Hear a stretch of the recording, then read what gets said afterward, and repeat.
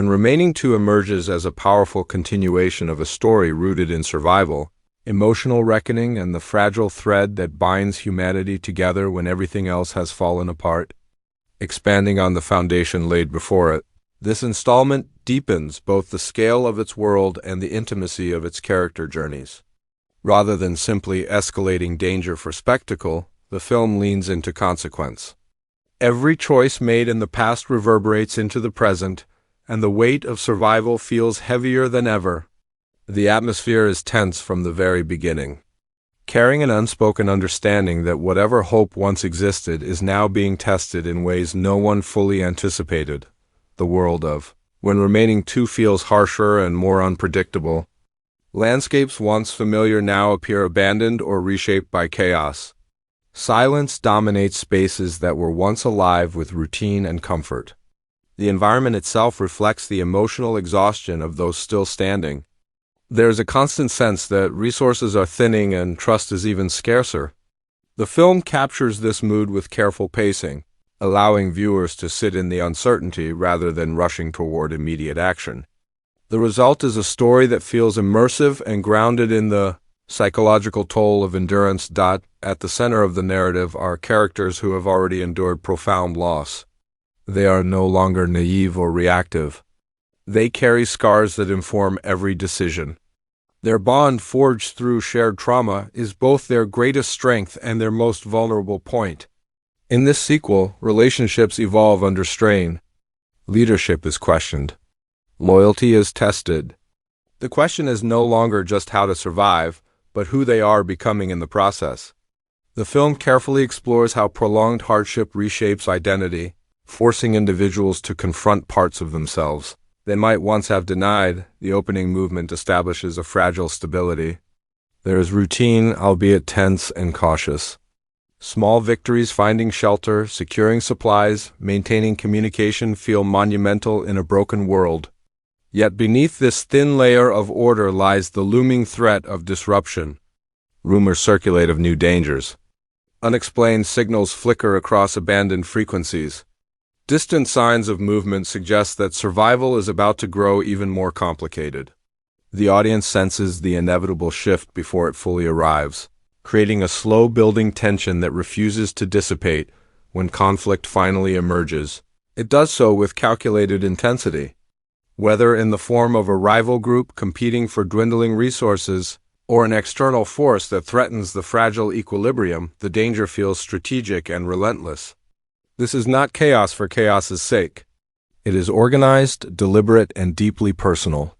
The protagonists are forced to reassess their moral boundaries. Decisions must be made quickly, often without clear right or wrong answers. The line between defense and aggression begins to blur. One of the most compelling aspects of When Remaining 2 is its exploration of trust. In a world defined by scarcity, trust becomes currency. A single betrayal can unravel months of hard-earned unity. The film crafts scenes of negotiation and confrontation that crackle with tension. Conversations are layered with suspicion. Eye contact lingers just long enough to reveal doubt. Even shared meals feel precarious, as if civility might fracture at any moment. This psychological undercurrent elevates the story beyond action, transforming it into a study of human fragility. As circumstances intensify, the group is pushed into unfamiliar territory. The environment grows more hostile, whether through unpredictable weather, structural decay, or unseen threats lurking in the shadows.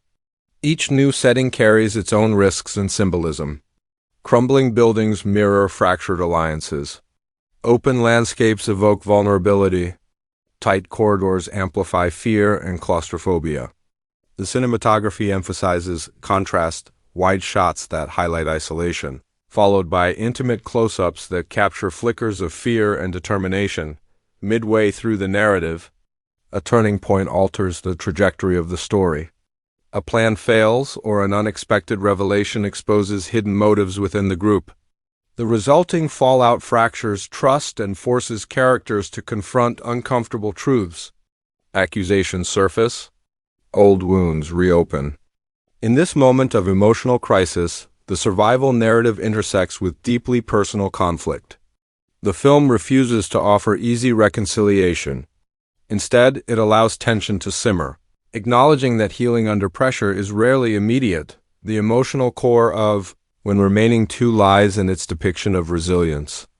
Survival is no longer just physical endurance. It is emotional stamina. Characters grapple with grief that has not fully healed. Flashbacks or subtle visual cues remind viewers of what has been lost. These memories are not sentimental interruptions but driving forces behind present actions. The desire to protect what little remains fuels courage and, at times, recklessness. The film suggests that hope is not a constant flame but something that must be reignited. Repeatedly, action sequences are staged with urgency but grounded realism. Confrontations feel chaotic yet purposeful. The sound design heightens immersion, echoing footsteps in empty halls, distant echoes that may signal danger, the sharp intake of breath before a decisive move.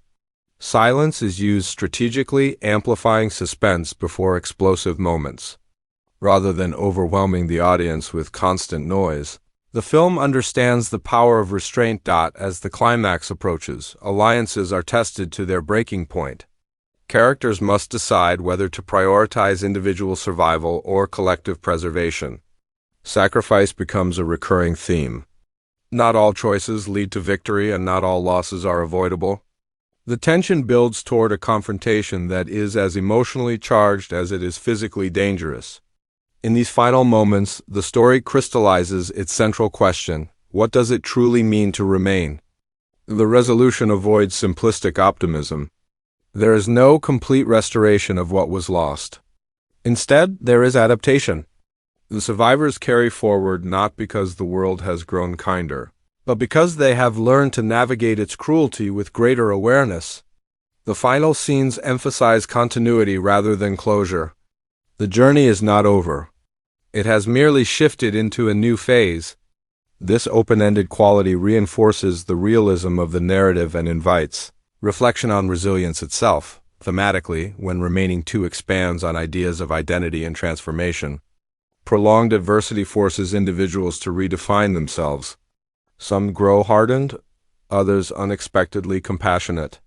The film suggests that survival does not have a single definition. For some, it means physical endurance.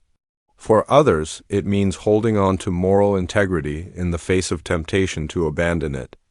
These contrasting interpretations create compelling internal and external conflict. The world building is subtle yet effective.